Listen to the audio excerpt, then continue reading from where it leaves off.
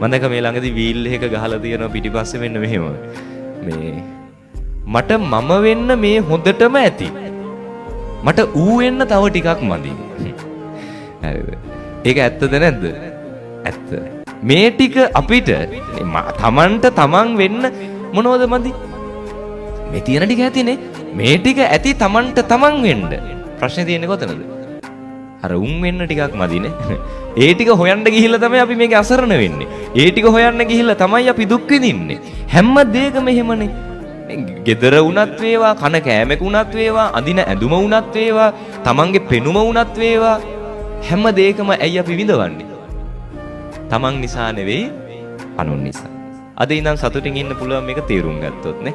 මං කියන්නේ මේක තේරුම් අරගෙන හෙට ඉඳන් මැටි ගෙදර හොඳයි කියලා ජීවිත කාලේ මැටි ගෙදර ඉන්න නෙවෙයි හොඳද?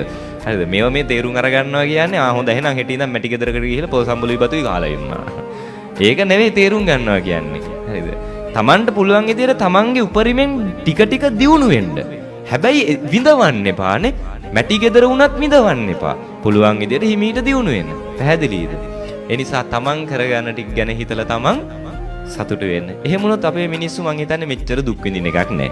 මෙච්චර ඉක්මනට වයසට යන එකක් නැහැ. මෙච්චර ඉක්මනට ලෙඩ රෝග හැදෙන එකක් නැහැ. හරි සතුටින් නිදහසේ ඉඳී. අනුන්ගේ වැරදිම පස්සේ හඹවගෙන යන එකකුත් නැහැ.